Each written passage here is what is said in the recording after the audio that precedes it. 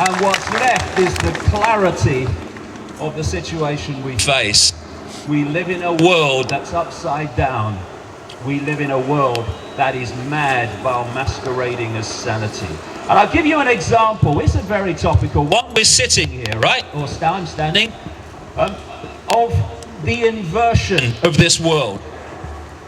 Sitting here are thousands of loving, caring people who want peace and justice and fairness in the world.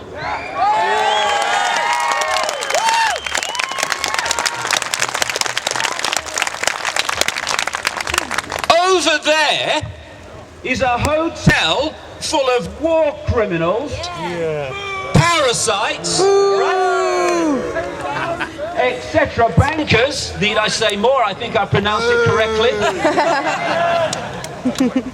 And the police are protecting them from us.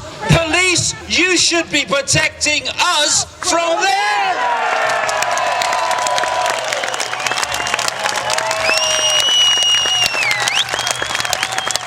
What are you doing? But isn't it funny that so often there are some great policemen, there will be some great policemen around here and some not very nice ones. This is the world we live in. What are you doing? Shall I do a dance to keep it going? Yeah. And so we have a situation where we have police that are very, genuine, although they're being sifted out more and more, and we have police that are not very nice. But what the point I'm making here is, the police are not from the elite 1%. The police are from the people, and yet they gravitate to protect the elite 1%. This is crazy. Police, join us. We are you, you are us.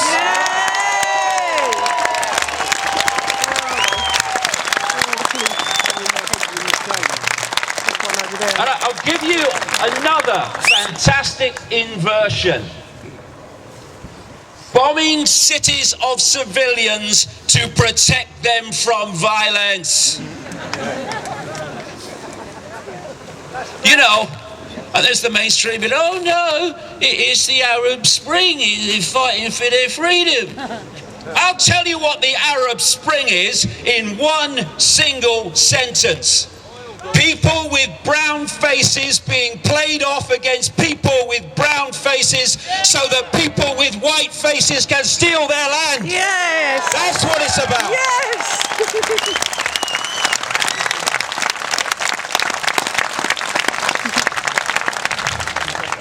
And we have an inversion in the media so much that we actually have a newspaper in this country that is owned by a Russian oligarch and a former employee of the KGB, and it calls itself The Independent.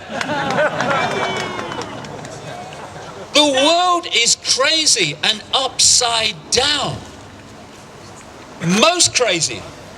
The characters in there who are dictating our world day after day, year after year. Look at them! Kissinger. Kissinger.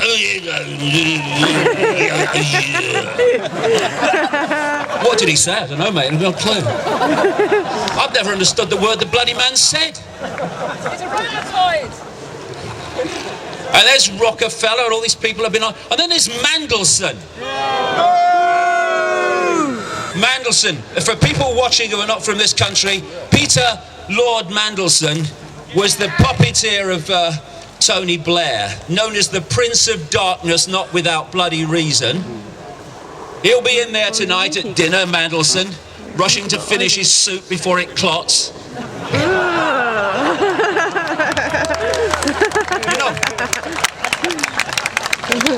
Have you seen Mandelson? I can't work him out. I've never seen anyone with his nose so far in the air he didn't fall over. He walks around as if he's got a putrid smell under his nose all the time. And of course he has, himself. Oh, Ronaldo, there's a big pong in here. Yes, you, darling. Because, you know, corruption, conspiracy and sleaze, Peter, does tend to stink to high heaven. They come for David. Good luck. And They come for David. I've looked at the physics of Peter Mandelson, and I can only work out this. He has got to have some kind of counterweight connected to his dick to keep him from falling over. He's got to. That's what it is. But look at him.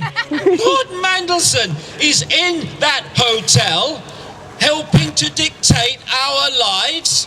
Do you know something?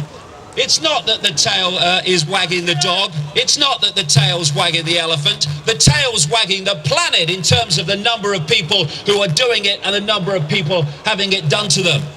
And this is a great moment of enough, enough, enough.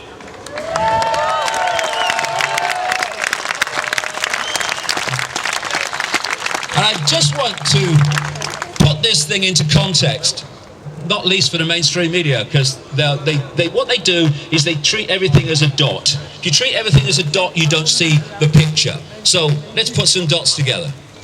First of all, the Bilderberg Group is not the conspiracy. It is a strand in the conspiracy. What we're looking at, dictating our lives and pushing us on into this Orwellian nightmare that they have planned, forget it, is that they have a spider and a web structure. The spider in the center of the web is the inner sanctum that no one ever sees, and they dictate, there's very few of them, they dictate through the spider's web. Now each strand in the web is like a secret society, a corporation, it's an organization of some kind. And immediately around the spider are all the real exclusive ones, some of which don't even have names, because if it doesn't have a name, it's much more difficult to pin it down. And it comes out, and it's still in the hidden. And you come through the upper levels of the Jesuits and Opus Dei, and the real upper levels of the Freemasons and the Knights Templar, all these people, and you're coming out in the hidden. And then there's a point, a cusp, where the hidden comes into the scene. And the Bilderberg Group stands at that point. Before all this work and toil to expose it, it was much more in the hidden. But we pulled it out, and it's at this cusp where it starts from this way out to the edge of the web. It's now starting to dictate and to connect with organizations we know, governments, government departments, corporations, banking systems, and what have you. And its job is to take the spider's diktats and turn them into policy playing out through governments and other organizations represented in there. That's its job.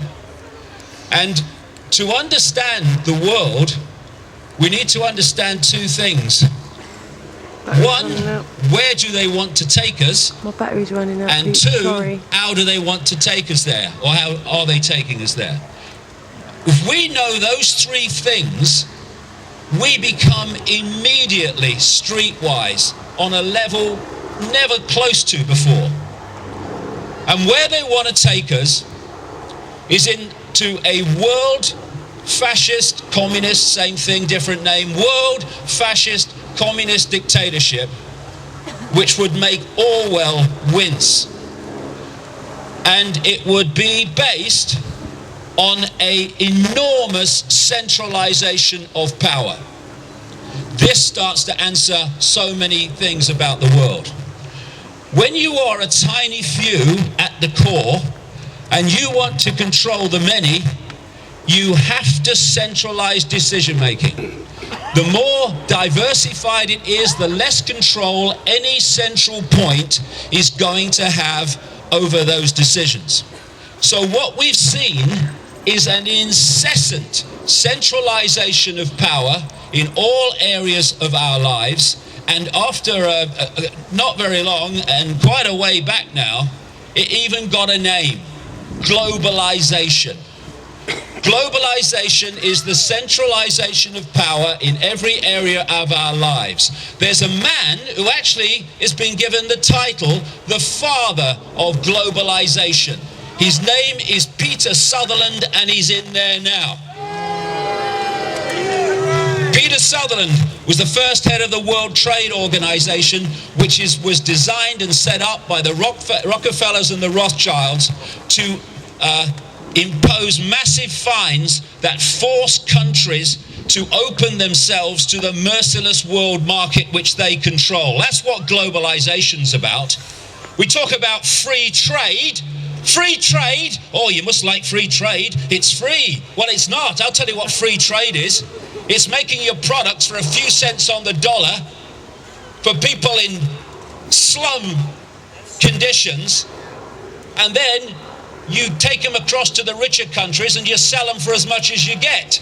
What free trade is freedom to exploit at both ends of the process. That's what Peter Sutherland has been involved in for decades. Also involved in Goldman Sachs now, stands back in amazement. And so we've had this incessant centralization of power for a simple reason. And it's got faster for this reason. The more you centralize power, the more power you have to centralize quicker. And so the whole thing goes faster and faster and faster. And so, with the European Union, once we crossed the Rubicon of the Lisbon Treaty, they had assembled enough centralized power within the bureaucracy of the EU to push it on faster and faster and faster, as they have since. So the idea is the constant centralization of power to this end. They want a world government which would dictate all